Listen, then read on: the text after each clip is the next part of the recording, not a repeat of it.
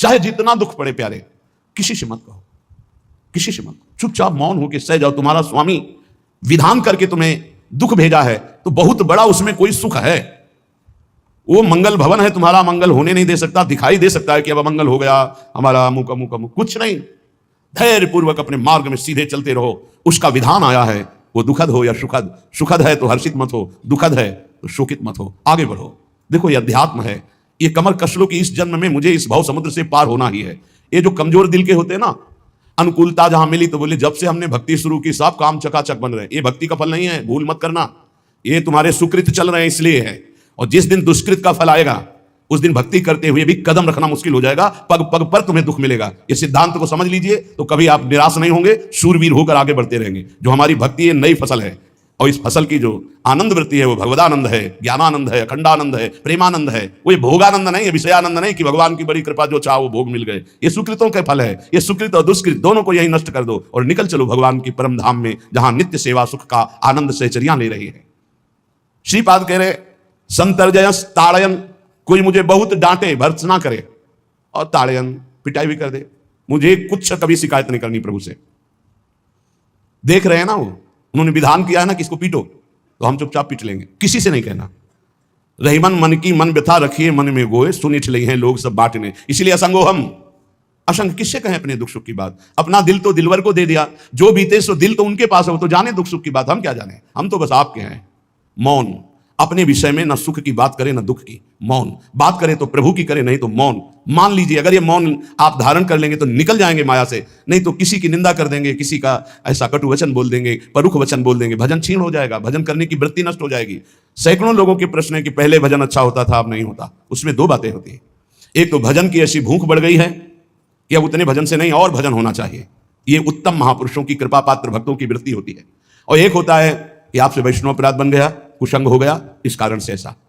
अगर आपके हृदय में कोई दोष वृत्ति नहीं हो, फिर भजन में ऐसा लगता है कि मेरे से बहुत कम भजन होता है, वैसा भजन नहीं होता जैसा होना। ऐसा बड़े बड़े महापुरुषों को भी अनुभव होता है। ये कोई निंदनीय बात नहीं है, वंदनीय बात है। पर वास्तविक यदि भजन नहीं हो रहा है, वास्तविक यदि आपका रुक गया है आनंद, तो आप ढूंढ लीजिए आपका भोजन गलत है, आपका संग गलत है, आपने कोई वैष्णव निंदा की है, बस यही कारण है। यही खोज लेना, यही सुधार कर लेना। किसी से क्षमा याचना की जरूरत नहीं, अंदर देखो और आचार्य गुरु से प्रार्थना करो, सब ठीक हो जाएगा। बड़े कृपालु हैं, जिन्होंने अपराधी मुझे जैसे को घसीटा तो अब अपराध बन जाएगा तो थोड़ी छोड़ देंगे वो। विश्वास कीजिए, उन्हीं से प्रार्थना कीजिए, नाथ यदि आपको अपराध मोचन कराना है तो भेज दीजिए मुझे उसके पास, या उसको बुला दीजिए, मैं पैर पकड़ लूं, हाथ जोड़ लूं यदि अपराध बन गया, और यदि आप चाहें तो आप क्षमा कर दें, आगे से सावधान रहेंगे। बड़े कृपालु हैं प्रभु, क्षमा कर देते। भजन की वृत्ति को रुकना ये सहन मत कीजिए। समय नहीं है कि आज नहीं तो कल भजन चल पड़ेगा, नहीं, तुरंत वाचिक में आ जाइए, तुरंत वाणियों का गायन कीजिए, नाम कीर्तन कीजिए, ढूंढिए अपराध क्या बना जो आंतरिक हमारा भजन रुक गया, और प्रभु से प्रार्थना करके उसको चलवाइए। वो बड़े कृपालु है, क्षमा कर देंगे।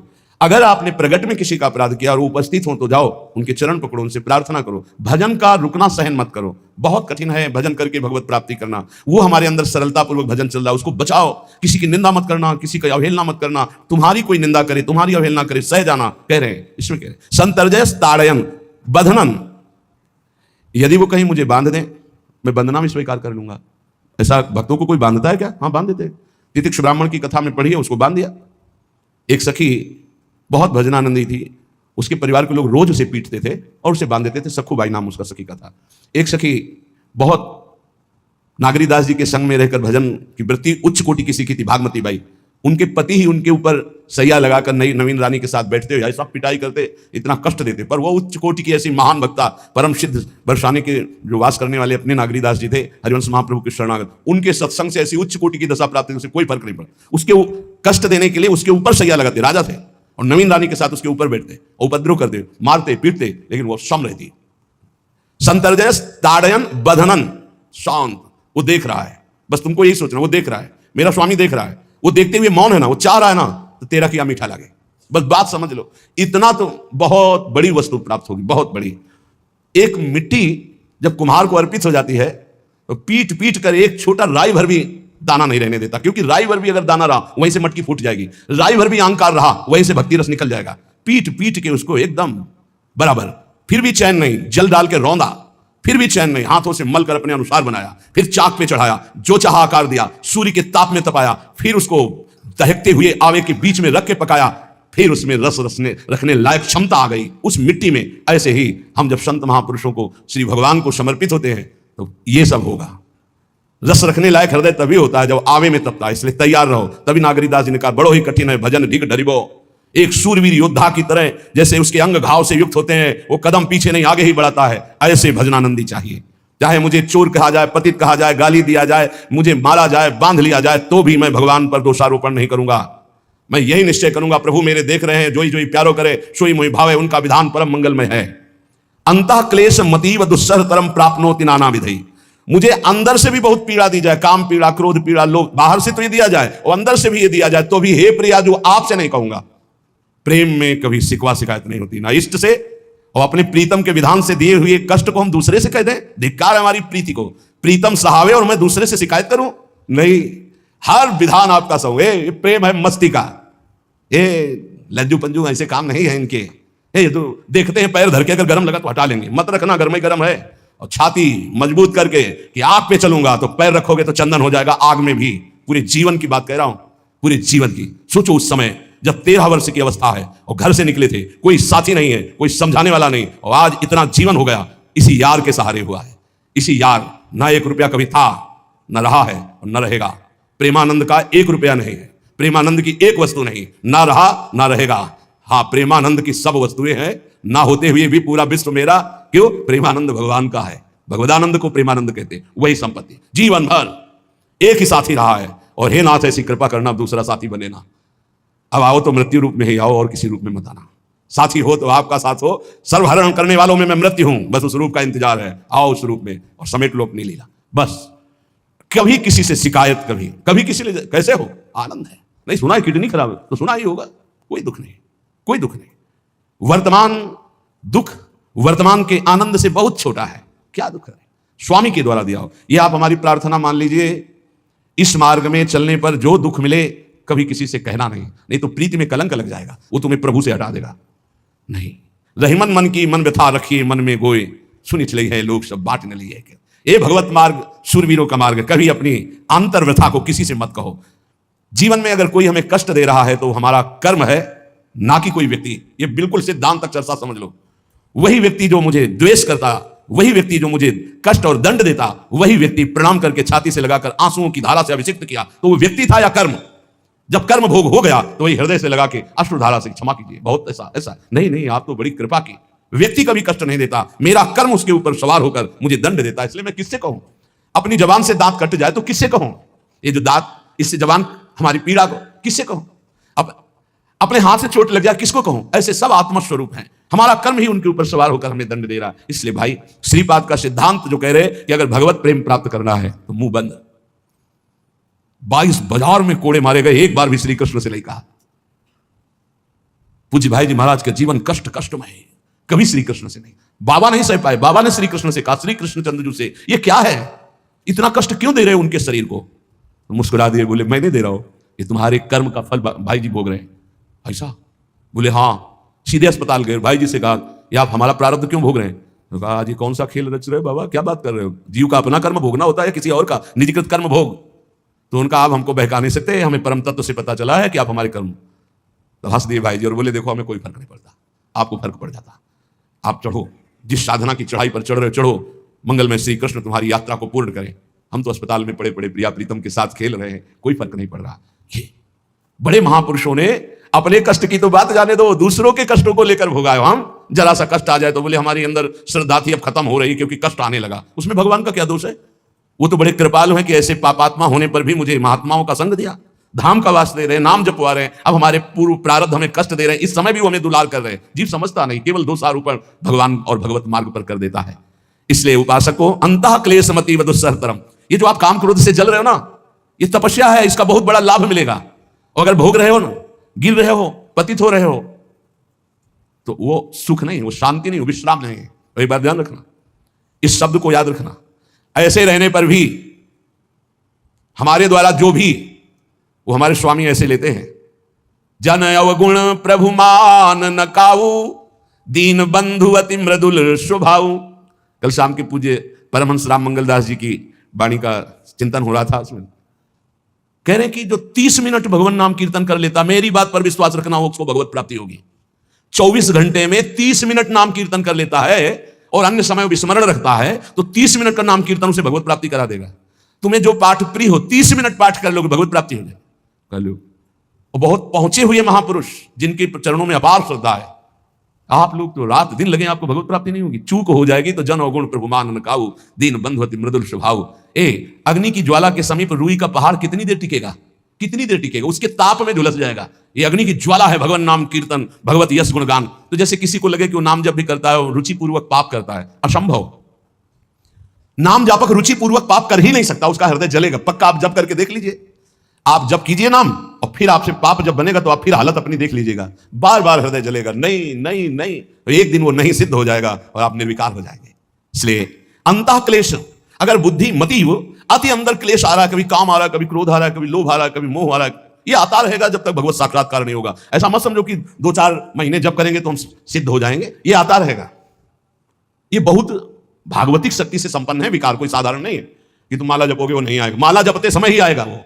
ये भागवतिक शक्ति से संपन्न, काम क्रोध लोभ मोह तब त्रिभुवन को प्राप्त कर रहे हैं। ये भगवान के पावर से शक्तिमान है। तुम्हारा अहंकार जब गलित हो जाएगा तो इनका आना ही बंद हो जाएगा। जब तक अहंकार रहेगा तब तक ये आते रहेंगे। तो जो तुम्हारे अंदर जलन हो रही, मत कहो किसी से, सह जाओ, यही तपस्या हो जाएगी, यही भगवान की प्राप्ति का हेतु हो जाएगा। प्रभु के लिए थोड़ा कष्ट सहकर आप आगे बढ़कर देखिए वो कितना आपको प्यार देते हैं। यही कष्ट सहना है, आंतरिक विकारों को सहना, बाहरी प्रहारों को सहना, कभी किसी से ना कहना, ये भक्तों का स्वभाव। मौन, इसीलिए वाणी से मौन, कुछ ना बोलना। हमने एक संत भगवान को देखा, 22-23 वर्ष पहले वृंदावन में कच्चा मार्ग था, एक बोरा रखते थे ऐसे, पागलों जैसा भेष था।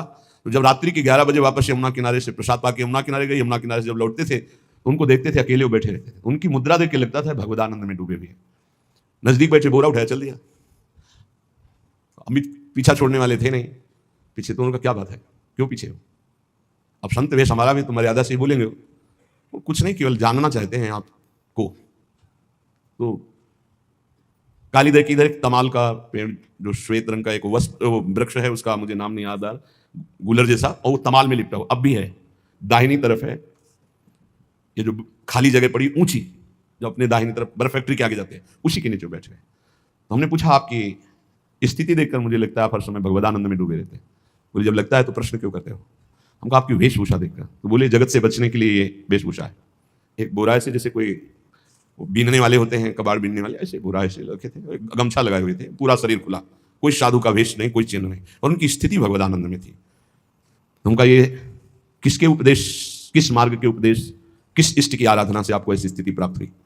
बोले प्रथम पूज्य श्री स्वामी राम सुखदास जी महाराज का सत्संग हुआ, इष्ट देव श्री कृष्ण, इष्ट ग्रंथ गीता, उसी की कृपा से मुझे ऐसा, मैं भारत के हर तीर्थों में वास करता हूँ, भ्रमण करता हूँ, असंग रहता हूँ, और यही वेशभूषा रहती है बड़ा अंदर से। तो भोजन प्रारब्धवशात जो सामने आ जाता है उसे पा लेता हूँ, नहीं आता भूखा रहता हूँ।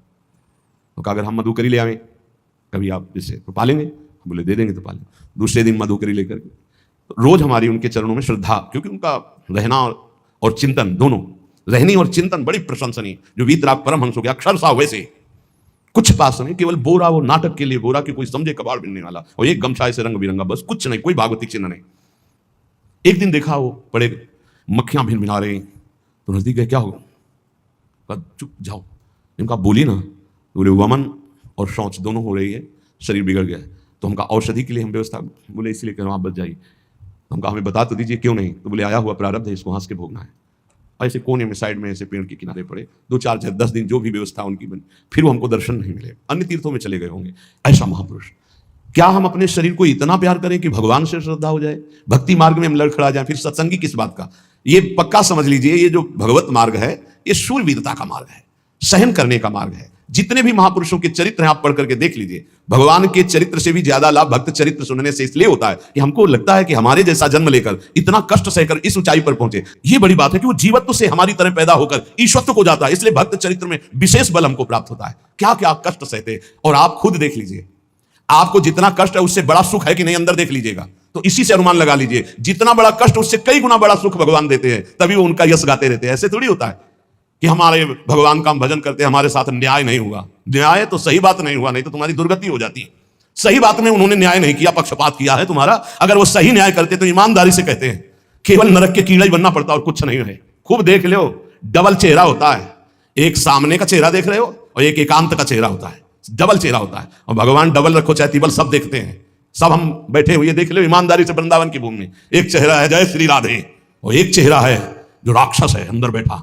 देख लो अंदर देख लो, बिल्कुल इस समय सीसी कैमरे में हो, अंदर देख लो एक राक्षस बैठा है और उस राक्षस ने जो जो करवाया आप लिखो रजिस्टर में, तुम्हें याद है जितना, और इसके बाद आप न्यायाधीश बनो, फिर आपकी क्या दुर्गति होती उसका।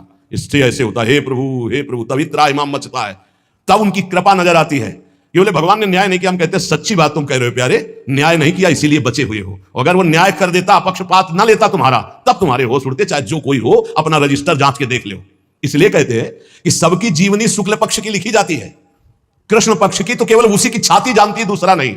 हृदय में जितने विकार, हृदय में जितना अंधकार, हृदय में जितना कूड़ा करकट, वो तो हम जानते हैं कि हमारी स्वामिनी की कृपा ने कितना निर्मल किया है। तब उनकी स्वामिनी जू मुझ जैसे अपराधी के अपराधों का विस्मरण करके आप ऐसी कृपा, तो आपको लगता है कि संतों की एक दैन्य भाषा होती है। नहीं, ईमानदारी से संत कभी झूठ नहीं बोलते।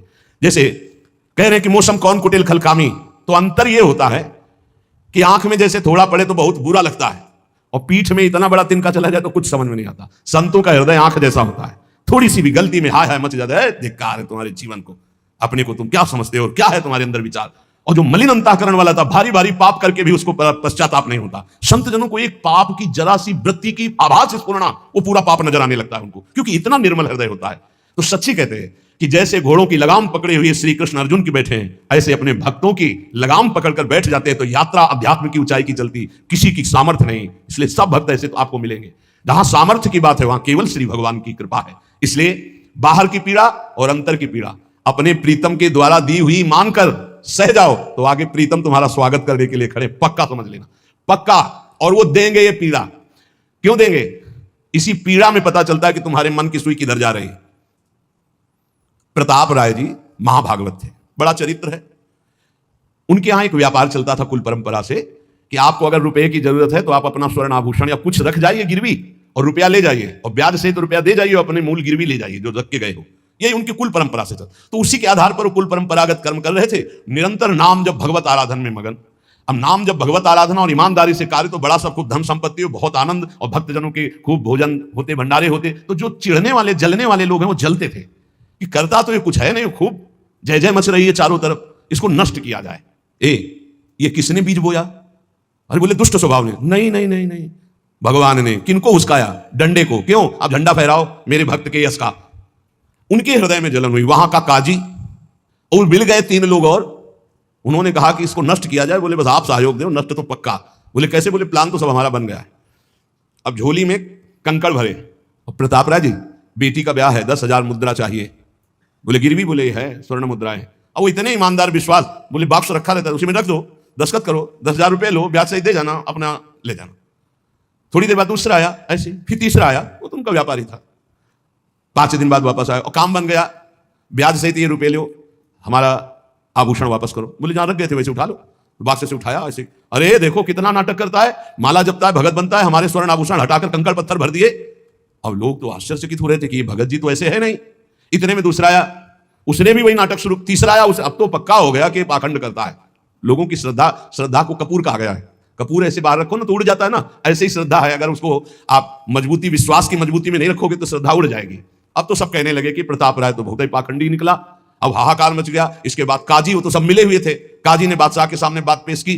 काजी के इशारे से बादशाह ने हुक्म दिया इनको बंदी बना लिया जाए, सारी संपत्ति जब्त कर ली जाए।